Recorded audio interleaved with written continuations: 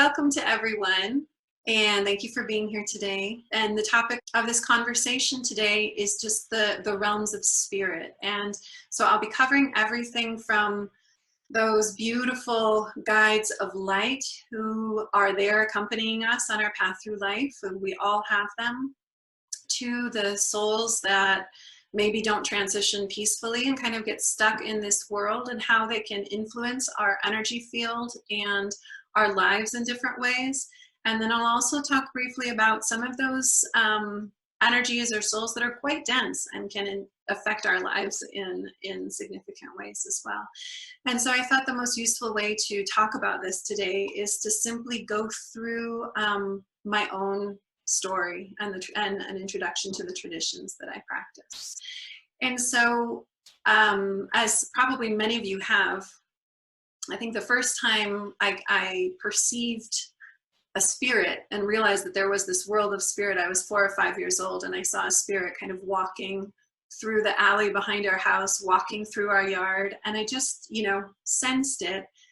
And had several other, as I was growing up, had several other experiences of just sensing both spirits without a body who kind of appear as a shadow, with looking kind of like a human form. That's how they appeared to me at that time.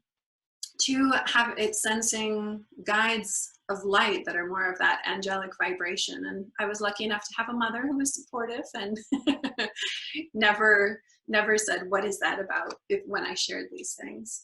But I think my most important kind of wake up of how important this, rather than just noticing them, but how important these spirits can be, was when and how they can affect us. When I was 18 years old, I had kind of a traumatic experience. I was living in France. I was really shaken up emotionally. So I think my energy field was vibrating in a way that I was much more vulnerable and exposed. And at night, I had an entity walk up to me, put his hand on my neck, and he was so dense. He seemed to be almost real. And it was confusing because where he put his hand on my neck, from my neck down, I could not move a single thing. I couldn't wiggle my toes. I couldn't move my fingers. And it was a really dense and very scary presence. And at the time, I just remember being terrified, and then realizing, just kind of coming to my senses and realizing, okay, I needed to do something to get him away from me. And the only thing that occurred to me at that time was just like create this bubble of light around myself. And I did. And that bubble of light got bigger and bigger and bigger. And then once it expanded so that it was big enough around my body, he just disappeared. So that was my first experience, my first encounter, kind of scary encounter with something of the spirit world. And from there, soon after that, I went to West Africa, and I spent a year in West Africa. And that was probably the most important experience for me, because then I spent time living in a culture where the spirit world is part of life. It's so important. And so the ancestors are always recognized before any important decision is made, before eating. Food is shared with the ancestors, drink of some sort is shared with the ancestors. And they're a very important part of life. And in my conversations with people, then I realized just how, when I was seeing spirits there, it was, of course I was, right? Everybody was aware of their existence. And so it was a very important experience to me, because I heard so many stories of interactions between the human world and the spirit world, and just complete affirmation that yes, this is an important part of life. This is an important part of our journey here, is this interaction with our ancestors. And then they had so many different things that were, we would call superstitious, but they were important because they were ways to kind of stay safe from those unwanted spiritual influences. So for example, every time we would leave the house after nightfall, then we had to carry a black stone in our pocket. Everybody had to carry one just which was the way of keeping the unwanted spirits away. And there were certain times in that kind of tricky time of just before dawn. They would say, never be out in that time before dawn. The animals are starting to wake up and make noise, and that's why, and the noise that they're making in that time right before the sun rises is because it's all of those spirits that are returning to where they belong. And so that experience there was just so interesting to me because it affirmed what I had been seeing, but our culture doesn't have a context for understanding. And it gave me a lot more kind of faith in what I was seeing, and understanding of just how real this domain is, right? So, so soon after returning from West Africa, I was drawn to, and I was in my early 20s at this point, I was drawn, or I would actually say I was led to a Brazilian tradition, a beautiful Brazilian spiritual tradition called Umbanda. And I was living in Washington, D.C., and there's a vibrant Brazilian community in Washington, D.C., and there was a temple of this tradition. And for some reason, I was like absolutely pulled towards this tradition. And so I began to, in a way, I was kind of on a spiritual search, looking for something that resonated with me. And as soon as I encountered this tradition, even though I knew nothing about it, I felt like I have to be there. Every single week there was a ceremony and I had to be there. And I started developing then within this tradition as a medium. And so the Umbanda tradition works both with orishas, which are energies of nature, like the energy of the river, the energy of the ocean, the stone, the fire, etc., but also works with spirit guides, so guides of light. And part of the tradition, which was so important for me, was developing as a medium so that I could receive those guides of light along with many other temple members in ceremony, receive my guides of light while others were receiving theirs, and then offer that to the community, so that we had this really wonderful, robust community who would come and want to consult with the spirit guides, and they would give blessings, and they would offer words of wisdom for the person's life, and then also they would do clearing. They would do energetic clearing. And what was interesting as I got deeper and deeper into this tradition, to the point where I ended up moving to Haiti. And the temple in Brazil asked me if I wanted to open my own temple in Haiti, which I did, which was quite easy to do because, again, in Haiti, there's just a absolute openness to the world of spirit as well. It's just a part of life, again, very much like in West Africa. And so then people started coming to the temple, and that I was able to continue in that tradition, but as a coordinator for the temple. And what I learned through that whole process was this very well-developed cosmology, understanding of the spirit world. And so within this particular tradition of Umbanda, there are kind of the spirit helpers are organized into different, what they call phalanges, or like lines. And so the spirit helpers specialize in different areas. And so the first thing that's interesting is that each one of us has a principal spirit guide, right? Who is kind of who they say is at our head, who guides us through life, who helps us encounter the right situations that we need to encounter for our own spiritual learning, and who help us through that process of spiritual learning. And so that line has a certain name and different qualities within them. Those are our caboclos.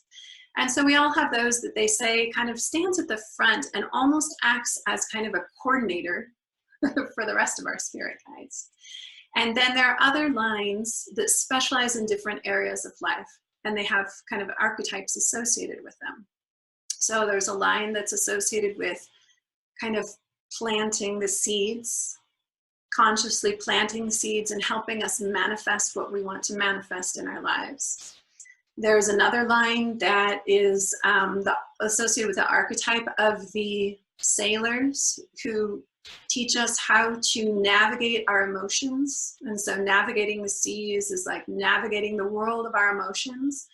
That particular line also helps with people who have addiction, and can help them kind of, again, just navigating those waters of those sometimes very turbulent waters that addiction can bring.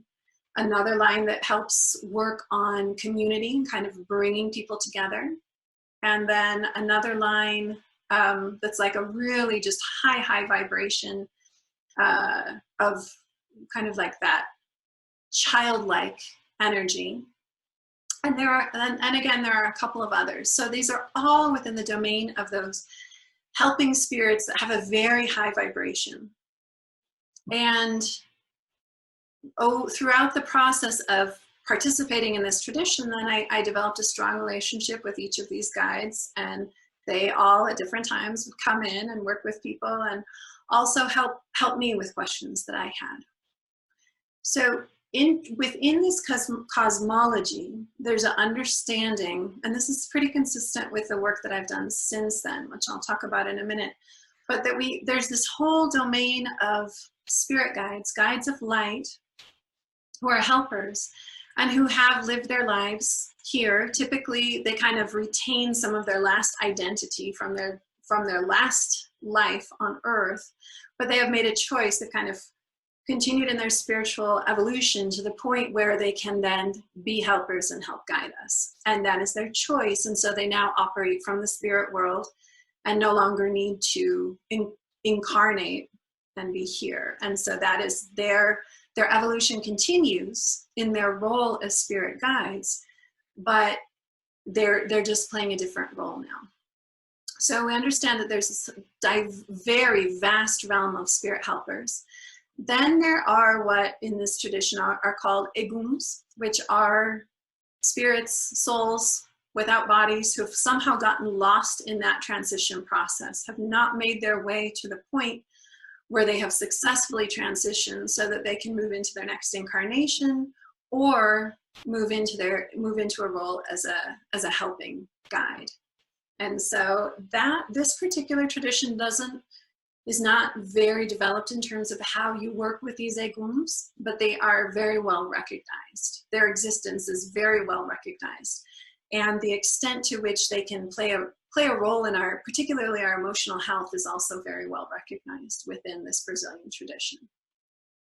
But something else that is interesting that I want to mention within this tradition is that there's another role of spirit, or another realm of spirits, and this realm is much denser, and these are spirits or entities who also play the role of guides, but in their last incarnations they did things, their vibration is much more dense, and they did things that they're not proud of and maybe they made other people suffer. They have carried this, like they carry a heavy karma.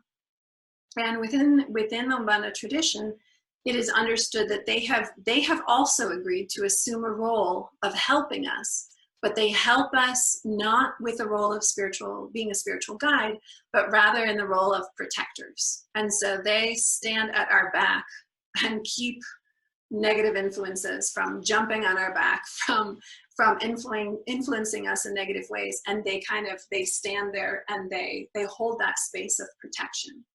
And so within this tradition, the way of interacting with them is very different. You don't ask them for blessings. You don't ask them to do anything for you, because if they do, they don't have the judgment to do something that's going to be for the greater good. They may do things, and there's so many stories within the temple of people who have asked for the wrong thing, and then, their house burned down, or, crazy things happen. So it's with a lot of respect and this is the domain of what in this tradition is called Kimbanda.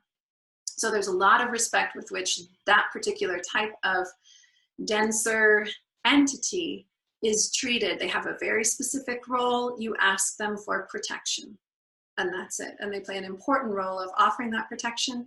And they also play an important role of helping cleanse the energy field when necessary. So we do every 3 to 6 months, we always do some sort of ritual with that particular line of entities, so that they can help clear out the energy field. And that's their role of protecting us, protecting our energy. That particular line with that vibration never works with the public, right? Because the public doesn't know how to treat them, what to ask of them, and it's quite dangerous. It's just for the mediums who are working within the temple. And so that is, I have a hummingbird at my window. That's a good sign. So that is the context within which I kind of encountered this world of spirit, right? This understanding that we have guides of light, we have lost souls who just get stuck around here, and we have this other domain of much denser energetic spirit influences who can play a role also to help us, and in doing so, they end up, as they adopt someone to be the protector of that person, they're also helping work off their heavy karma, right? That is part of their role. They're by helping you, they help work off their karma to a point that they can maybe get to the point where they can incarnate again, right? So then within this context or that cosmology, I then began 3 years ago, began my training. So this is relatively recent for me, but began my training in shamanic energy work. And this is from a Peruvian tradition. What's interesting, of course, Brazil and Peru are very close, right, our neighbors. And the indigenous influence in both this Brazilian tradition that I practice, and of course in the Peruvian shamanic tradition, are very similar. And so, but the set of skills that I learned within the Peruvian tradition is very, very different. And what I learned within that tradition is primarily to work with that category of eguns, those lost souls that are kind of here living amongst us. And so that's what I want to speak about mostly today, but you'll hear me reference the other tradition as well. So in that, in the training there, among other things, you know, learning to perceive people's energy fields, learning to identify things that live in people's energy fields that keep patterns repeating or that block the flow of energy. I also learned to identify and extract these eguns or lost souls. And so there, that opened up this whole domain again of understanding how this evolutionary process works for us, right? And we tend to think that, or some people tend to think that everything kind of has its divine purpose, its divine order, and everything just kind of flows as it should. And I think one of the things that I've learned through this work is that that's not necessarily the case. There are a lot of accidents and a lot of things that happen in a haphazard way, and souls that don't transition the way that they need to. And so as I've been working with people over these last few years, I find that typically when I work with someone for the first time, 1 out of 2 people that I work with will have some sort of soul attached to them. That's much, much higher than I ever thought it was. But the influence that those lost souls, we can call them, have varies very significantly. Some you will barely notice, others play a very important role and can very significantly affect your energy field. And of course, how much they can affect you depends also on how strong your own energy field is. So there may be times in your life where you're feeling really vulnerable and weak, and they may play a much more important role. And other times where we're feeling very strong and centered, and they can't have so much influence over you. But so I'd like to talk about those types of, what I encounter with those types of souls now. And the first, I guess, category of souls that I find are the easiest to work with. And those are typically just, they're lost. Something has happened at the moment of their death, and they weren't able to successfully make their transition. And so and those are the easiest to work with because all they really want is to get to the light, and they simply don't really know how because it wasn't the circumstances weren't right. And with those souls, so examples of souls like that I've encountered, there are a lot of those. So often if I'm working with a client with that type of soul, I simply say to them, oh, let me help you. I'll help you transition. Come into my extraction crystal. And when we're done with this session, I'll open up space and I'll help you move on to the light. And they come in easily to the crystal, and they transition easily as well when I get to that point. And examples of there, I have many examples, but for example, when I was doing my own process of my own shamanic initiation and training, I realized that I myself had a lot of souls living within me. And as I was working with them and kind of bringing them out and talking with them, conversing with them of like, where did I encounter you? How did you come to me? I had one experience in particular that I think was really important. It was, after living in Haiti for a couple of years, I moved to Dominican Republic for 4 years, where I also had an Umbanda temple. And at one point while I was there, I went to visit some old Taino caves. They were the Native Americans who lived on that island before the Spanish came. And as I walked into these caves, I saw 3 female souls kind of hovering at the top of the cave.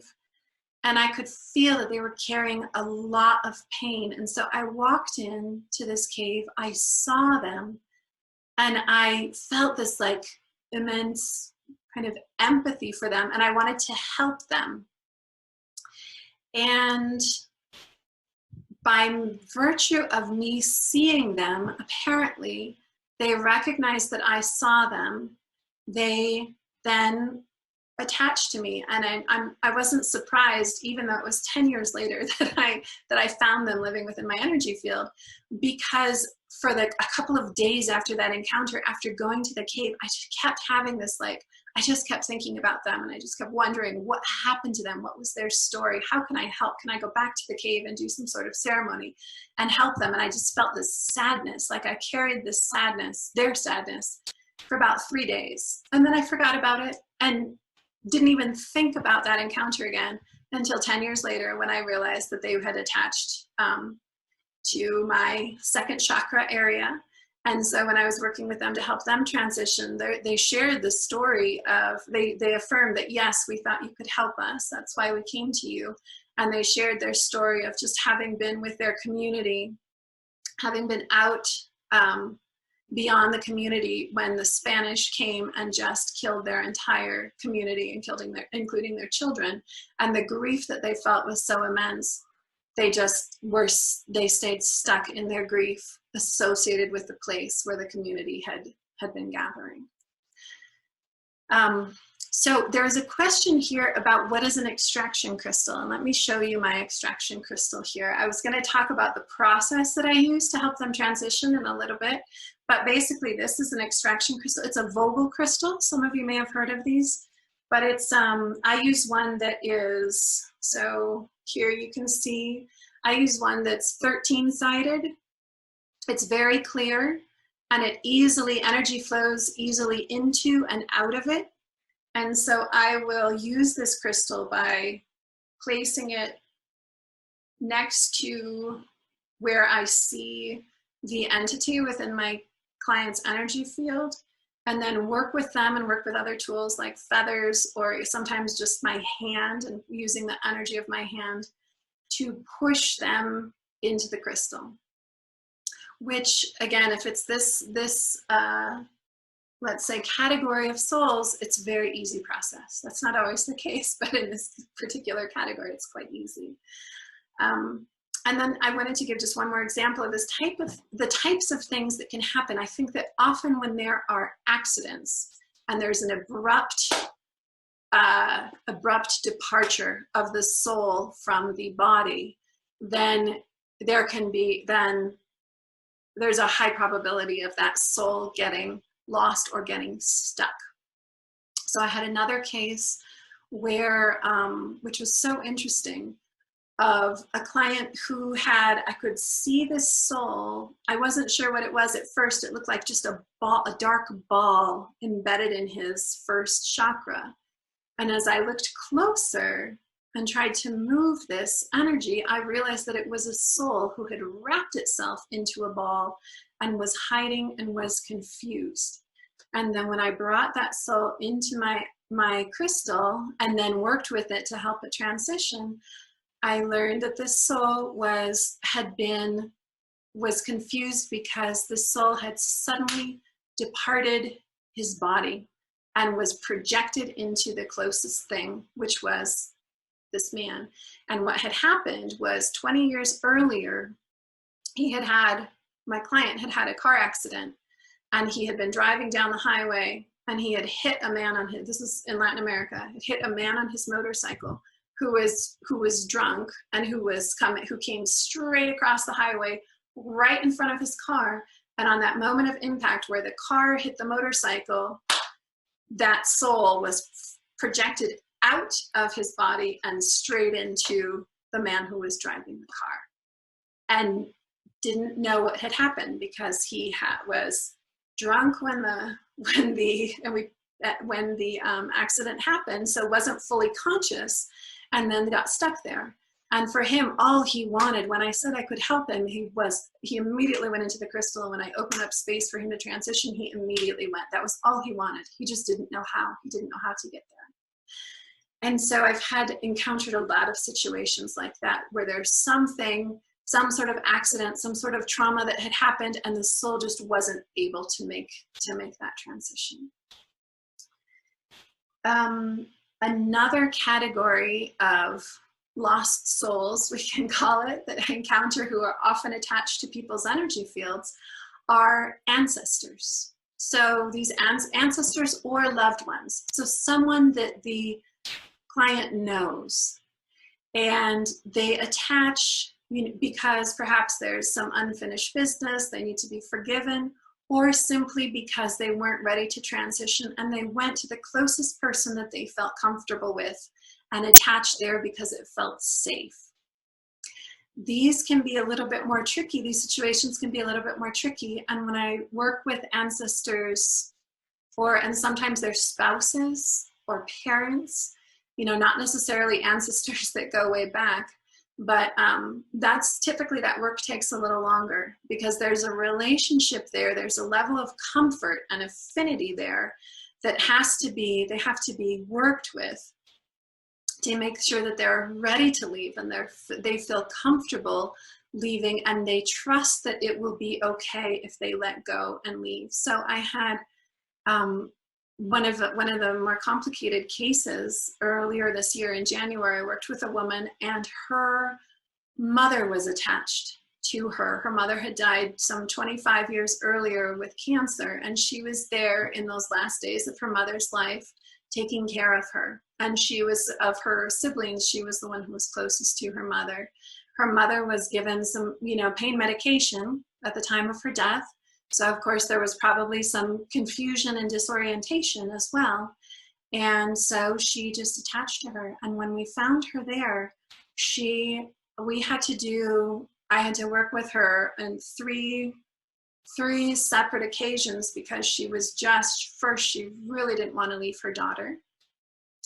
But then when I was able to get her to leave her daughter's energy field, then she refused to leave the crystal and go and transition. She just wasn't ready. She wasn't ready to move on, and she was afraid of being separated from her daughter and now her granddaughter who's there. And so we had to do a lot of work with her to get her to go. And what happened on 2 occasions then was opening up that space, opening up that portal of light so that she could make that transition, and helping guides come down and typically help kind of bring the soul up. And often it'll be people that they trust, like loving grandparents or parents or friends who they know and recognize will come down from that kind of portal that opens up and help them feel comfortable ascending.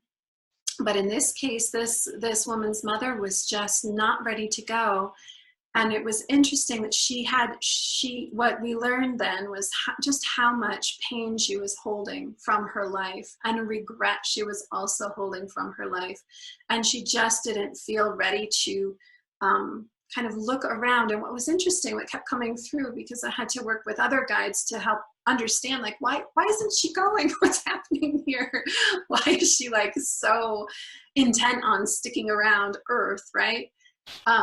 It was that when the guides would come down to receive her, she was unable to see them because she was so focused inward that her perception and kind of her sight didn't allow her to perceive their radiant light and their energy. And so it took a while for her to be ready. And then finally she did transition, but as she made that transition, it was very reluctant, and she moved on to the spirit world. And I was shown that there were helping spirits who were coming around her, kind of almost like doctors and nurses, to help her let go of some of this stuff that she was still carrying. And gradually she started opening up to them. And so her daughter kept asking me to check in and see how she was doing, until, it was about 6 months later, just recently, that she was clearly moving on, clearly letting go, willing to turn away. It was as if she was sitting up there just looking down at her daughter, unwilling to turn her face and kind of see that beautiful world that was around her. So that's another thing to be aware of, is those relationships. And sometimes, romantic relationships as well. I've had to remove many ex-boyfriends or ex-husbands from people and kind of facilitate a final conversation and help them transition as well. And certainly what helped me so much in this aspect of my work is all of that mediunic training that I started when I was in my 20s, kind of opening up the perception to be able to see this whole world of spirit and kind of interact with them and help have conversations and help them transition. So another thing that I often see in terms of why souls will attach to particular people, and that's a question that people ask all the time, is like, well, what did I do to have this soul attached to me? Like, what's wrong with me? What happened? Is there another problem? And I always say, no, it's actually, surprisingly, because I didn't realize this until I started this work, but surprisingly, it's not that uncommon. But another thing can be, there are sometimes, again, difficult souls that are there because of a past life connection. And so, for example, I had a woman that I worked with who had just been having terrible pain in her back for a long time, kind of in her shoulder blade. And when I first started working with her, that was one of the things she wanted me to look at, was this pain that she couldn't explain and wouldn't go away. And when I first looked at her energy field, I saw that there was a knife stuck right into that place in her shoulder blades. But there was also this really dark energy around that knife. And so we did, in exploring that, we found that that knife was from a past life where she had, her father in that lifetime was very powerful. It was somewhere in the Middle East. She was a man in that lifetime. She was the son, and honor and respect was more important than anything. But let's say he had been watching his father do terrible things to the community, to the population, and just killing too many people and creating too much misery. So he didn't feel comfortable with it, and he created some sort of plan to take down his father. His father found out about it, and out of honor could not accept that his son was betraying him in this way, and so he stabbed his son and killed his son. But yet this father felt this immense conflict around having killed his own son, and therefore somehow stayed attached to this soul throughout several incarnations, and was then still attached to and within her energy field because of that deeply traumatic and unresolved experience between the two of them. And so again, that was, we had to release the knife, which is what this father soul was using to attach himself and to keep himself within her energy field. So I had to remove the knife and then also remove him. But he, again, what was fascinating in that particular situation was when I first brought him to transition, his wife from that lifetime, the son's mother from that lifetime, came and appeared in this portal of light to welcome him in. But when she appeared, she said, "How could you kill our son?" And he felt so much grief and conflict. He was not ready to go. So I had to again, continue working with him on several occasions to get him to just be ready and assure him that forgiveness is available. It's okay. You know, he can go converse with her, explain, tell her he's sorry, and ask for her forgiveness. But you know, do that all moving on into the proper domain, right? So, and then there's one more, and this is kind of simplifying things. Of course, there are a million different situations that happen because this is so common for these. And I think this is what they refer to as limbo. When they talk about souls being stuck in limbo, I think it's really just like being stuck in our world, right? Without being neither here nor there, and not continuing to move on their own soul's journey because they're kind of stuck around here. But another category that I would mention, which is much, much less common than these other three categories, and actually there's another thing that happens, is just kind of being in the wrong place at the wrong time. One more thing to mention, I had a client who worked in the ER. And when I worked with him for the first time, he had 8 souls attached to him. And they were all simply people that had been with him when they died. He was there. He's a compassionate person, and so he was there when they died, and they felt more comfortable attaching to him. And they were mostly, except for one, they were all quite easy to transition because they simply didn't know. They were disoriented and didn't know where to go. So sometimes it can just be like being in the right place at the right time that you happen to have a soul attached to you. So then this last category is much less common, actually, but it can be very, very difficult to work with. And these are some really dense, malevolent energies. So that certainly does exist. And in those cases, I tend to see that type of soul or energy attached to people when they have had some sort of addiction. Addiction certainly weakens our energy field and makes us more vulnerable to these influences. And addiction, you know, alcohol, but also different types of drugs. And so the most complicated cases I've worked with are cases where my client had been a drug user at some point and been seriously addicted, or even, believe it or not, even some cases where my client had been a user of ayahuasca, but I would assume ayahuasca in a situation that was not the right positive setting, because ayahuasca can be an amazing experience and opportunity to kind of open to the world of spirit. But if it's not done in the right setting with the high vibration, it can also open your energy field to these denser influences.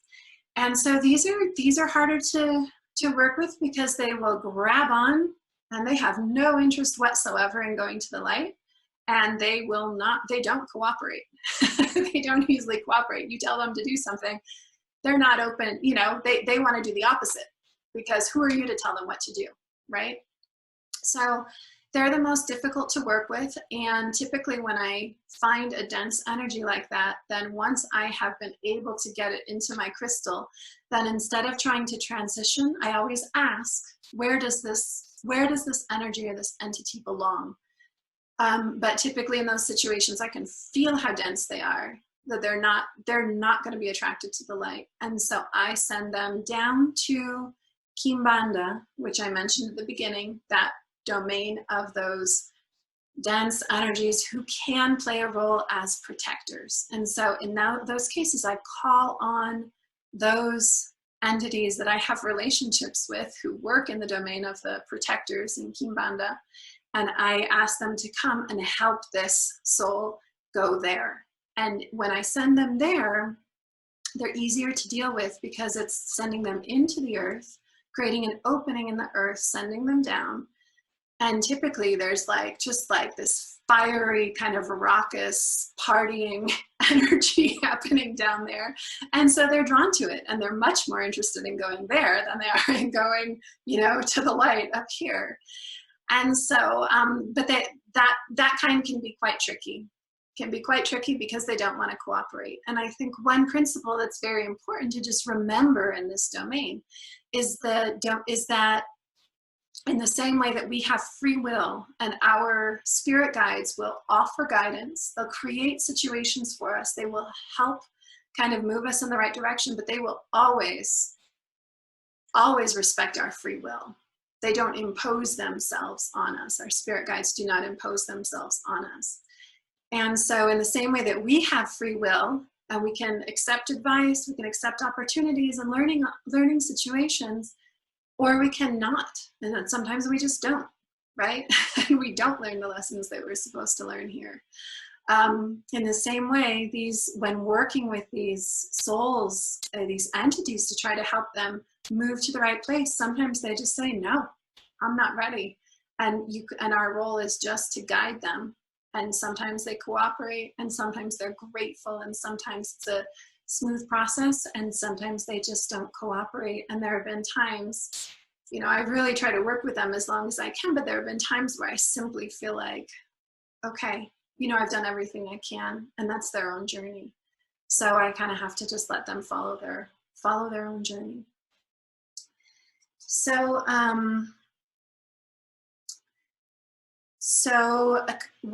I'd like to just talk a little bit now about working with them. So some of you I know already have a lot of sensitivity, are probably also aware of this. You can perceive these guides, the spirit guides, or you can perceive these eguns, these souls without bodies. And so let's talk about how to work with them. And the first thing before I get into specifics that I want to highlight is we tend to get into a place of fear around this, but we should never move into that place of fear, because of course that's easier said than done, but because we have so much, by virtue of being here with a body and being in the physical world, we have a lot of power, and there is so much that we can do in this body that the spirit world cannot.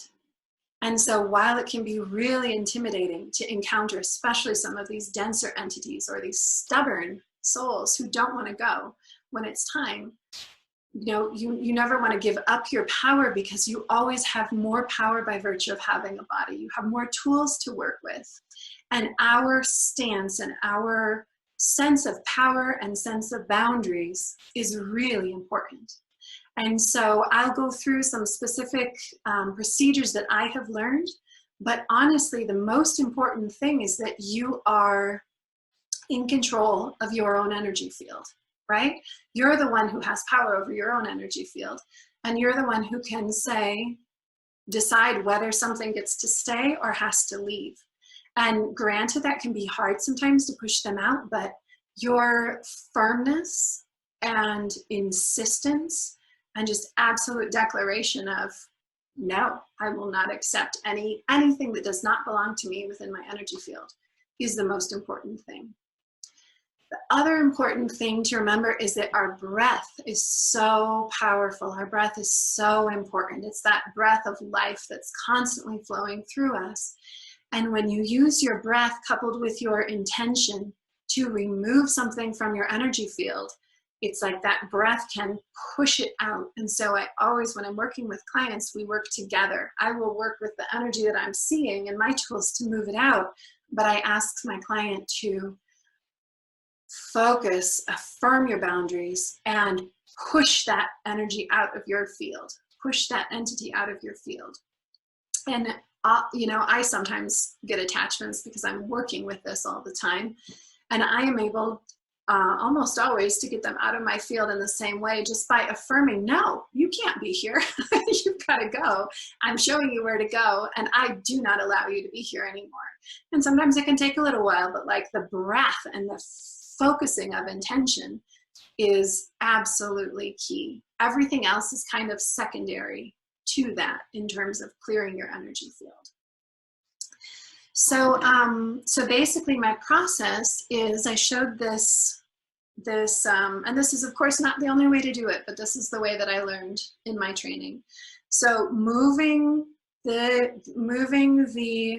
entity from the energy field into the crystal. And that can be done in a couple of ways. One, I will often just like rotate it counterclockwise to kind of create and help. I sometimes take time to like summon the energy within the crystal so that it starts acting like a vacuum, so that it's pulling into it, right? And so that counterclockwise movement can help that like sucking things into it, and then putting it where that soul is attached. And sometimes those attachments will, or the souls will use some sort of crystallized energy to kind of attach themselves. So I've seen like hooks and nails and knives and things like that, where they will root themselves to the energy field. So part of it is finding that anchor. Where are they anchored? Releasing the solid energy that they're using to anchor, and then releasing the entity as well. Another thing, part of the technique that I was shown, was that you can, moving energy again with your breath. And so I will do this. If it's lodged in the spine, using my breath, like summoning that energy, intensifying it, moving it up the spine, across the left shoulder, down the arm, and have my client hold the crystal. And with their breath, and then they know where it is. They can feel it, use their breath to push it through their hand and into the crystal.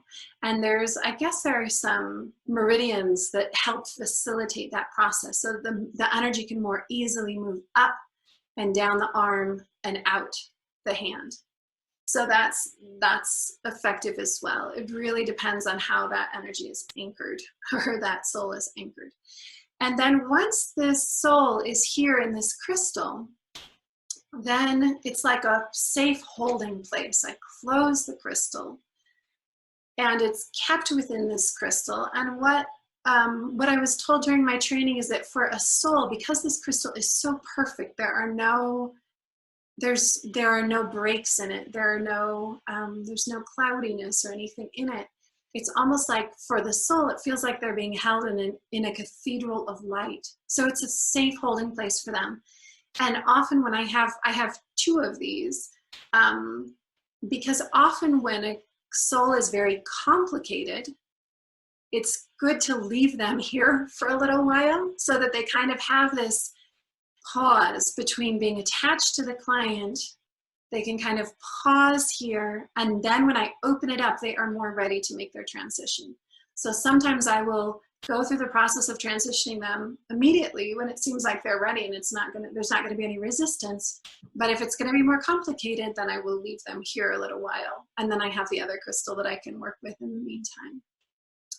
So then when I go to help them transition, I go outside. This is always done outside. I light a candle. So I just use this candle, light the candle, and I move the crystal over the candle 3 times in the sign of a cross, which is just part of what they do in Peru. But then also the light of the candle kind of warms the crystal so that the energy can move more easily.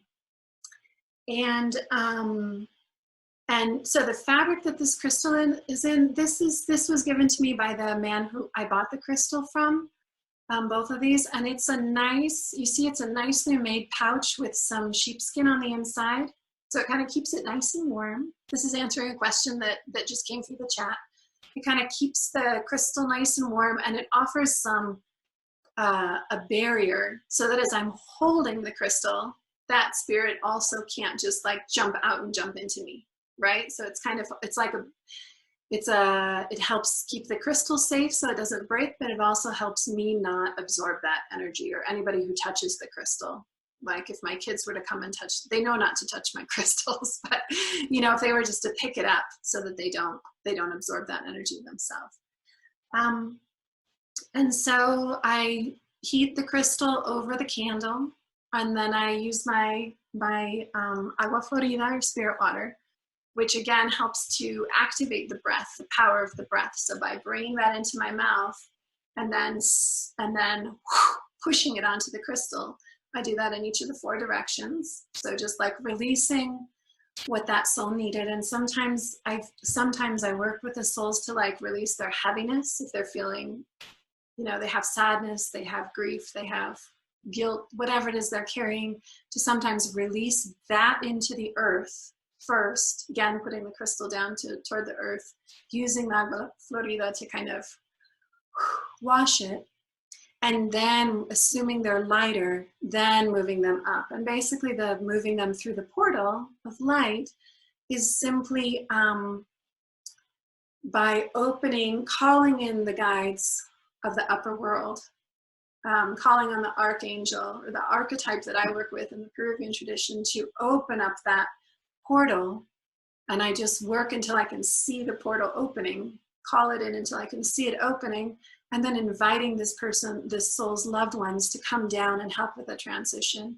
And then again, using the breath, just at the bottom of the crystal, so to move it in the right direction toward that opening. And so that's what I do to transition these souls. And so I think that's all. That's most of what I wanted to talk. Oh, one more thing, and then we'll just open it up for questions. But one more thing is that the other question that people often have is, so how do I know whether I have these attachments or not? And I think that's, you can notice it if you're tuned into your energy. You can notice it if you're, and I'll answer that question in just a second. You can notice it if you're tuned into your energy. You can feel what's your energy. It takes some time to just while you're in meditation, while you're very calm, feeling into your body, because often an energetic attachment will feel like, it's almost like there's a part of your body that has a different heartbeat, or a part of your body that has this quivering sensation. And so often that's the first sign that you have something there that's not you. There's a quivering that's happening somewhere in your body. And if you want to kind of confirm that that's the case, you can focus in on that part of your body and use your breath and just try to push it around. And if it moves, that's a soul attachment. It's a fluid energy that you have. Most of the time, those are souls. You can also use your, if you do Reiki or anything like that, just bring that energy into the palm of your hand, move it across some part of your body where you sense you may have an attachment. And if you're able to move it and feel it moving, then yes, that's typically it. So, so there's a question here about, is an attachment the same as possession? And I would typically say, that's a very complex question, right? I think of possession in terms of these traditions where, like the Haitian tradition, Dominican, all that exist all throughout Latin America. And I may or may not be answering your question, so let me just go with this. But where, you can have a possession, you can have an entity come into you for a certain amount of time, speak through you, right? And they come in, and then when it's time, they leave, right? So there's that happens in many different cultures around the world within the context of ceremony, where there is spirit possession. But those typically will come when called and leave when asked to leave. So I would say that I would consider those separate situations, because often these attachments are they're just there and they stick to you until you find help transitioning them. And then to answer that question from the perspective of kind of what we see on TV, of a possession that you might see in a Hollywood movie, my take on that is that very rarely are there entities that are so powerful that they can come in and completely take over someone, if that person is not conscious, is not letting them. Does that make sense?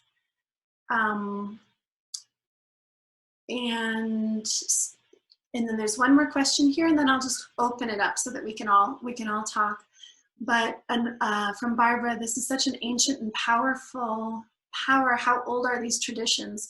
The shamanic tradition that I was trained in is the Q'ero tradition of the Peruvian Q'ero tradition, which is thousands of years old. And and the Q'ero shamans were, you know, played a very important role well before the time of the Incan Empire. But then with the Incan Empire, they also played an important, you know, they were absorbed into the Incan Empire. And then when the Spanish arrived 500 years ago, they had a prophecy. They were told, you need to go up to the highest reaches of the highest mountains, the highest apus, to keep your wisdom safe. Because if you stay down here, it can be obliterated. So go up, keep it safe. And so it's said that they then, these medicine men and women, went up to and lived at 14,000 feet in many areas for the last 500 years to keep their traditions safe. And the people who needed them knew where to find them and would make pilgrimages up to see them, but they didn't come down for fear of persecution from the Catholic Church, of which there was a lot, right? And it's only in the 1960s, I guess, that they were given a message that it was safe to come down again. And then more recently, they were given the message that for the good of planet Earth, they needed to start sharing their wisdom with the world and sharing their wisdom with their ignorant brothers and sisters to the north, because it was in helping to share that wisdom and to give us other up here in North America other tools and other ways of understanding and healing, that we would be able to then do a better job of caring for the planet and healing each other. So it's very, this particular tradition is very ancient. And can I just add into that Yeah, please. during this wedding ceremony, I found some pictures of me with Maharishi. I learned transcendental meditation, and he received that message likewise. He was in the Himalayas. He was by nature a recluse, and his master, who was deceased, but he came in and said to him, you have to now bring this to America and create a scientific base, but spread it to people, because the technique they had were for the royalty, were for the rulers of the villages, who would make sure weather was balanced, who would make sure the crops came, who had that magic, who had that power, those old skills. So the mantras connected with TM also were exclusive and were protected, because they went to the Himalayas and hidden caves, and was told, like in the 50s, it's time to come out of the caves because things are changing. And that now, so it's like a global, the world is ready. We are ready to find out more about who we really are. So Yeah. just wanted to, that's recent information, and I just remembered it from all the pictures. What a gift. I found them. I thought I'd lost them. And I found them looking for a white silk thing for my wedding ceremony. Anyway, it's interesting how that happens. So thank you. And I've certainly, and just in a kind of an affirmation of those messages from, you know, from both of these rich spiritual traditions, certainly in the last 6 months, my guides have been very much insisting, they've become much more insistent on these messages of how important it is that we care for the earth and we care for each other, and we step up. It is time for us to step up and to really take our role seriously, and to really take our power on the planet seriously, and to step into it. Because if we don't, you know, the planet is going in a very, very quickly in the wrong direction. And so we've got to step up and step into our power. Yeah. So I'm going to go ahead and let's just open it up for questions. Any more questions or thoughts or anything, any other shares that anybody else might have? You're welcome to just unmute yourself and say what you'd like to say. So I have a question just about attachments. What you've spoken of so far just is out of body or deceased spirits as an attachment, right? Yeah. Do you ever encounter any that are living people in other people's energy fields? So I see that take a different form. That takes more the form of like when there is a energetic attachment between two people, especially when it's like sucking the energy out of someone. I see that more in the form of a cord or even sometimes like a cord that needs to be cut, right? A thick, dark cord that needs to be cut so that that energetic link between the client and another living person is cut, and that person can't influence their energy field as much. But and another thing that I've seen is it's almost like a root or like a feeding tube. You know, you can tell when it's a kind of a mutual cord or a cord where the other person has like glommed on energetically and is sucking their energy out. That often happens around the kidneys, where that it will come to the, you know, sucking that kind of life force out. But certainly that can happen anywhere through that energy field. Okay. And the other thing I was wondering is, do people who have an attachment pick up a lot of thoughts from these attachments that they aren't their own, basically, and but it's kind of hard to tell the difference? Or Sometimes, yes, yes. And I want to share my own experience with this. You know, sometimes people have a hard time differentiating of like, why is this strange thing just popping into my head, right? But in my case, when I was going through my initiation, I realized that I had a very dense attachment that I think has been with me since birth and like significantly affected my life. Or was, you know, I got rid of it once I learned about all this. But this was from a past life, right before this incarnation, where I was a young Black woman, and he was a older, very deeply entrenched racist man in the South, who apparently, like this whole story came out, apparently he had I'd had a good life until one day he kidnapped me and then, you know, tortured and eventually killed me. And yet somehow felt this conflict of like, felt the conflict around having done that, right?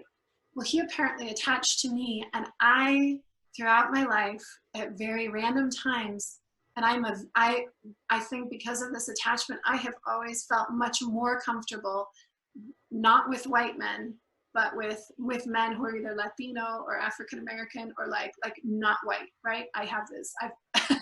So what happened to me on a couple of occasions was I would be watching something and feeling this, just like specifically this happened to me after a young Black man was killed in Missouri, and I was watching the footage and I was crying and just like feeling this, and this hateful voice showed up in my head, calling this man that I was like feeling really empathetic about, this young man, calling him, you know, that N-word. And I was like, okay, I knew without a doubt that was not me, right? I knew that was not me. Because that's the opposite of how I feel and the people that I feel comfortable with. And so then, and I was disturbed by it, and I didn't know what to do about it. And then there were a couple of other occasions where there was this voice that popped into my head that was clearly not me. So that helped me recognize. So as soon as I learned more about energetic attachments, the first thing I said was, oh, I know I have one. I see you. And he jumped all around my body, and I could feel his frenetic energy and everything. But he gave himself away by having those thoughts, intent that popped into my mind. Yeah. Cool. So yes. And I think that having those, like hearing something that's so disjointed from what you know and what you believe, is probably a good indicator that there's some sort of soul attachment. Cool. Thank you. And I dovetailing on that, are there skills, if you recognize it, I know you mentioned when you meditate, to have, you know, you have that clarity and suddenly you've come to an area that's different, you know it's different. When you become aware that it's something living and present, let's say something happened in the morning and then it's the afternoon and you're thinking about it, what techniques can you use to help to cleanse that out right at the beginning before it takes root or sticks around? Yeah, so I would say, first of all, you know, go outside and just focus on pushing it out of your body. Second of all, take a salt bath with sea salt, because salt is really good at kind of helping to solidify our energy field and clear things from our energy field. So that would be the second thing. And then the third thing would be just being really centered, because when we are centered energetically, it's hard. It's like the energy, the electromagnetic field around us becomes pretty strong, right? And the things that make it weak are not sleeping well, having, drinking too much, like things that really, or being in a really loud situation, those things that kind of alter your field. So I would say, if you feel like something's hanging around you, first do your best to use your breath to get it out, do the salt bath, and then make sure that during that kind of tricky time, while something may be trying to attach to you, stay as centered as you can.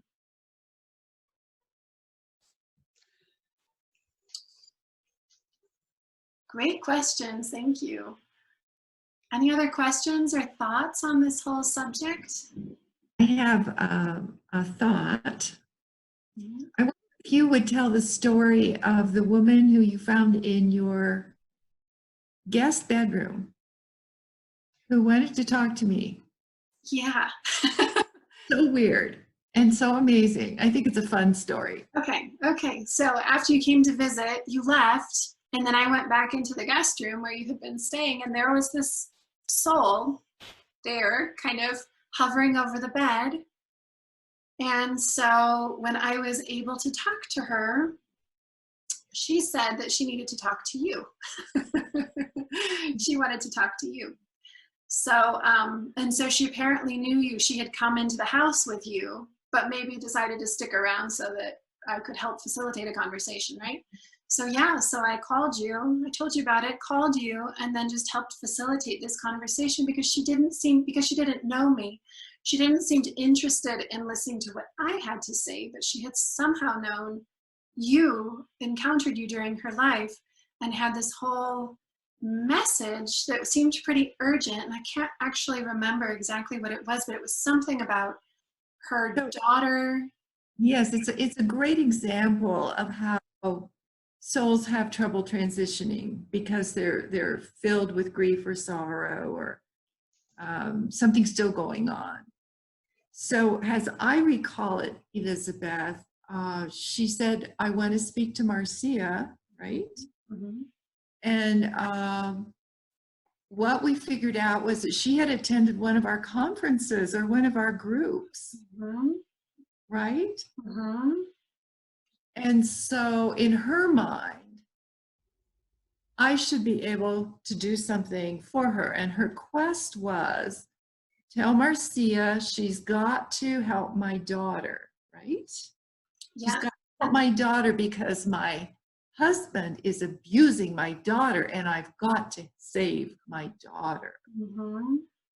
Yes. Here was this mother who was in anguish and she had died somewhere along the way, and she gave us her first name. Mm-hmm. And I've asked different people, nobody remembers her. But she was a younger woman with a daughter who lived at home, and the mother died, but then saw that her husband was abusing her little girl. Mm-hmm. And she wanted somebody to go and help her daughter. And get her daughter out of that situation. Get her daughter out of that situation. Well, isn't this an interesting position to be in? All at once you're asked to be a social worker Right. on the earth plane with somebody you don't know anything about. So what we did was Elizabeth and I got on the phone together, right? Mm-hmm. To this person. And so Elizabeth being the medium, she could hear her and give the messages. Mm-hmm. But this woman wanted to talk to me, so I had to be the one to talk to her. And she needed to hear from you what to do, because I had tried, like, could she go into the crystal, and she was not ready for that, and she was not up for that because she didn't know me or respect me. So she needed to talk to you, and it was you talking her through where she could go, calling in the archangel, who could then help her continue on her process that she felt comfortable with. But it was interesting that it needed to be the guidance that she needed to receive had to come from you. Mhm. So it was a wonderful experience. First of all, I got to work with my daughter, so that was lovely. But it was a wonderful experience just in terms of learning. So here was a mother who loved her daughter. She had died, but she couldn't transition. So what do? I don't know her. I can't go anywhere to actually do this kind of work, but I can empower her. So we can always empower these souls that are troubled. And what I think what I remember was saying, I know you love your daughter so much. And the way you can serve her now is to bless her, pray for her, whisper in her ear, tell her she's strong, tell her she doesn't have to put up with this. And the other part of it is that for whatever reason, your daughter has her own journey, just like your husband or ex-husband, I don't remember, does, and bless that learning. And you can do that better from lifting yourself up, going into the next best place for you, where you're going to get wonderful perspective and you're going to be empowered. And then you become a guide to your daughter, right? So now she had something she could do, because what she couldn't do was feel like anything she did helped, and that's kept her stuck. So now we gave her a job, and we gave her a role that she could take in her daughter's life, and therefore she could move on, because I would imagine she was a rather disturbing influence in that situation. I don't know, just because she was so upset. That would be my take. So she was able to imagine that. And she was able to say, okay, yeah, I'm gonna go ahead and lift off. Mhm. Yeah, and she left. She had been here in my meditation room and I couldn't get her to go. So she left after talking with you. Yeah. Okay. Yeah. Yeah. And I've had a few other situations like that where a soul has showed up, asked me to do something specific, but I don't have enough information to help. And it's very hard, because I had one who I had no context for, and he said that he was from Denver and someone had told him about me. I don't know who. Someone in the spirit plane had told him about me, I guess, and he came up and showed up again in my meditation room asking me to help. Because some people that he knew and loved were being abused. But I tried to get, it was so hard, because I needed to, and he was saying, they were abusing his people. He was clearly like from, a rough area of Denver, a Black man from a rough area of Denver, and his people, he was saying, my people are being abused. Like, you have to help us. And it was so hard. He gave me a street. He gave me 2 streets. And so I drove into Denver to see what's at these 2 streets that I heard him say, but it didn't quite match the image that I was seeing. And then I thought, what am I going to do with this? Am I going to go knock on the door? Am I going to call the police? What do I do? It was a challenge. I ended up not calling the police because I didn't feel quite sure enough, and I wasn't quite sure what else to say. I called the FBI tip line once because I had a situation with some information, so I did give that, but I don't know if it was helpful or not. That was when the woman was up here in the foothills, armed woman up in the foothills. I don't know if you remember that. They closed the schools, my kids' schools and everything. And I had someone whisper in my ear about something and show me a vision of her and where she was. So I called the tip line. But, it's weird being in this role of like, oh, what can I do? You try to do what you can. And sometimes it works, like it did in you working with this woman. And sometimes it's just hard to navigate, honestly. But We just do our best. But you already touched on an answer earlier in that situation with you and Marcia and the woman. Mm-hmm. You mentioned the archangels, and it seems like shamans have access to archangels and all kinds of spirits that they can call on to go in and intervene in those situations. Mhm. Is that true? Yes, definitely. And I certainly have a lot of spirit guides that I work with myself. But it is interesting coming back to this question of the fact that like we have this power because we're in the physical plane in our body, you know, and if somebody's being physically abused, we also want to stop the physical abuse too. Right. Whereas that other plane has some limitations of what they can do. They wouldn't know the person or something about the person that they could go in and do something. Well, that's what in the case of this man who came up, I then contacted him again and said, because there was a woman that he was showing me that he was worried about. And I said, why don't you go back and you work with her and you do your best to like keep her safe? Because that's what he was so adamantly concerned about her. So he did leave and he went back to her. But I was left kind of feeling like I want to do something in the physical plane. We can both do it. We can both do it. The two of us. You go help her, I'll help her. You know, we'll call in a community to help her. Yeah.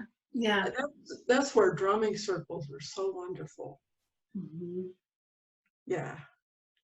They just call in all kinds of helping spirits. Mm. Yeah. Well, Elizabeth, this is wonderful. Let's just see if there's one last question before we close, or comments, thoughts.